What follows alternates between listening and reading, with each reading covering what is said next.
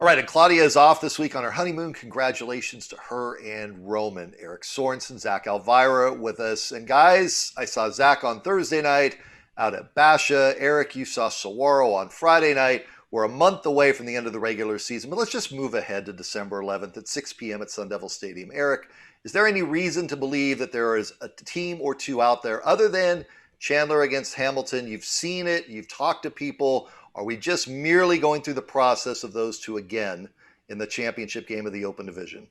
It's a little too early, I think, to just pencil in those two into the finals. We saw it last year with Chaparral. They started off 2-2. They got blown out by Centennial. They got blown out by Liberty. Then they made a run and went all the way into and won the 6A state championship. The Open is a different game. And we've seen a lot of top heaviness in the Open. So not sure. And in the end, I think it's going to be those two teams standing again. All right, Zach, on your end, you've seen Basha. Is there a school out there that is close? Basha's talked a lot, at least players have, about they're a very confident group. Is that the team, or is there someone else you better look this direction? You know, Brett, I think Basha can be one of those teams that challenges Chandler and Hamilton.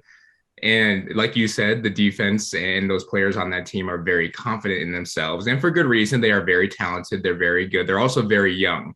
And they also don't have a ton of depth. A lot of those guys go both ways. I think that might be the reason that they're not able to overcome Chandler or Hamilton this year.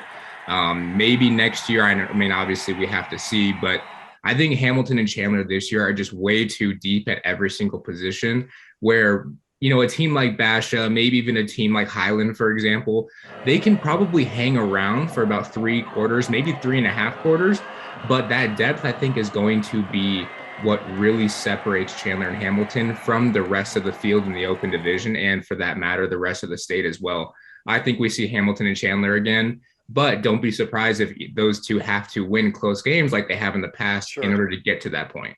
Well, and I think one other thing to piggyback on what Zach said, I think it's super helpful for Hamilton and Chandler that they've played on that biggest stage. They have played against each other. Last year's Open Division Championship was a great game, came right down to the wire. That will help them this year, even though both teams are kind of piecing together new starters at key positions.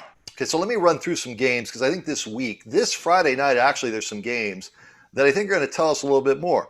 Zach, to your point, Basha plays at Highland this week. What do you see there? I see a huge Open Division implication there in that game. Highland is one of those teams where even if they do lose 3 games, and obviously those 3 games would probably be Basha, Hamilton, and Chandler, that they could still get into the Open Division because they are that good of a program. Especially if we use a committee, which I think is still to be determined at this point, but I'm sort of thinking they're going to lean that way. I think the committee is going to look at Highland and say, look, this is a team that was, I think, the 6 or 7 seed last year in the 6A playoffs.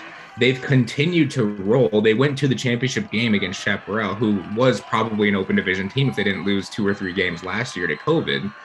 And I think they get that nod into the Open Division. But this Friday's game is huge. It could honestly determine where each team is placed. I've personally said I think Basha might go undefeated, so I have them at number 3 in the Open Division rankings.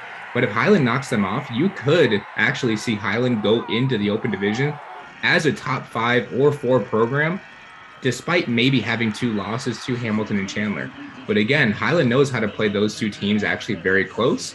So who knows what will happen. But yeah, this week's game against Basha specifically is a huge, huge game for both of those programs. Eric, you're close to the Queen Creek program. Our late great friend Andy Liberta and Travis out there and all the ties to Queen Creek. Queen Creek has Chandler this Friday night.